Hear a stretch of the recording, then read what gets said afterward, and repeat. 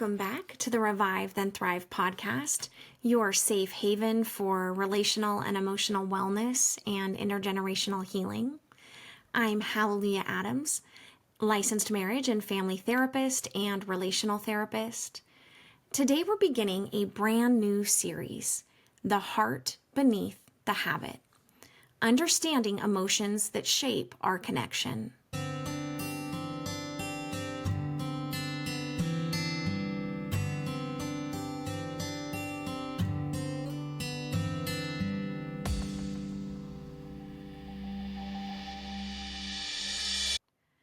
So often in relationships, we're stuck reacting out of frustration, shutting down, or walking away.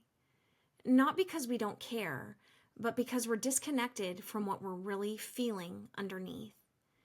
This series is about slowing down enough to hear what our emotions are truly trying to say, and how understanding those deeper feelings can change the way we love, connect, and repair. Let's start at the beginning with a question that sounds simple, but is often surprisingly difficult to answer. What are you really feeling? From an attachment lens, we talk a lot about the difference between primary emotions and secondary emotions. These two categories shape our internal world. And often, the disconnect between what we feel and what we show is where relationship breakdowns begin. Primary emotions are the raw, vulnerable feelings that show up in response to our core attachment needs. These include things like fear, sadness, hurt, longing, and loneliness. They're often quiet, tender, and deeply human. They tell us what we need for safety, closeness, reassurance, or care. But many of us don't express those emotions directly. Instead, we experience secondary emotions, the ones that sit on top of the primary feeling. Things like irritation, anger, defensiveness, or even emotional numbness. These secondary emotions are often protective.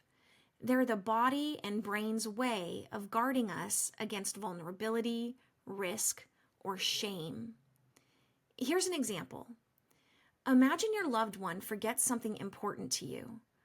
You might snap at them, withdraw, or get cold. Not because you don't care, but because underneath, you're feeling hurt, maybe even afraid that you don't matter. Anger or withdrawal might be what shows on the surface. This is secondary emotion. But at the core, there's a longing to feel seen. This is the primary emotion. This pattern of layering one emotion over another isn't a flaw. It's a survival strategy. From a trauma-informed and somatic lens, our nervous systems are constantly scanning for cues of safety or threat.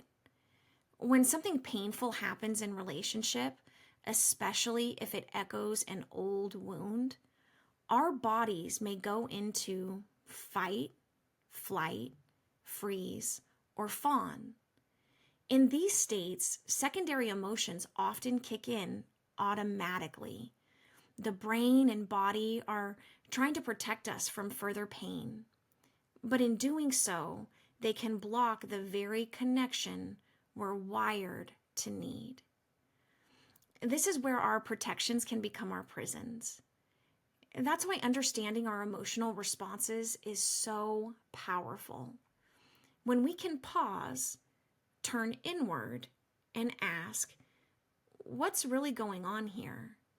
We begin to shift from automatic reaction to intentional connection. Relational Thrivings 1. In emotionally focused therapy, or EFT, we use a 3-step model to work with emotion: awareness, acceptance, and expression. Awareness. noticing when emotion arises and being curious about what's beneath the surface. Acceptance, making space for those feelings without judgment, even if they're messy, complex, or painful. Expression, learning how to share those primary emotions in a way that invites connection instead of defensiveness. Relational thrivings, 2.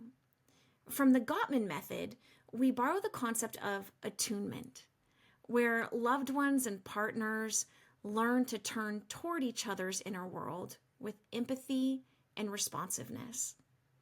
When we express primary emotion clearly, it makes it easier for our loved one to stay present with us.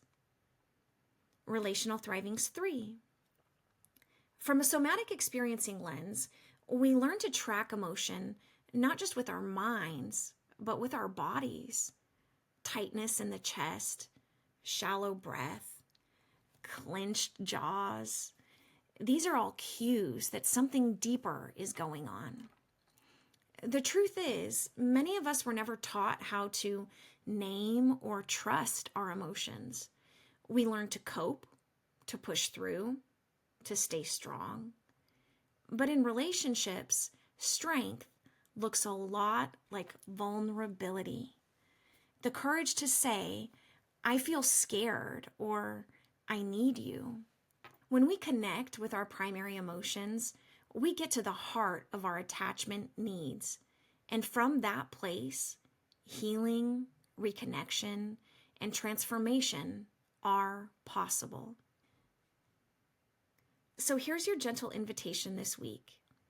When you notice yourself getting reactive, angry, shut down, overwhelmed, pause and ask, what might I be feeling underneath this?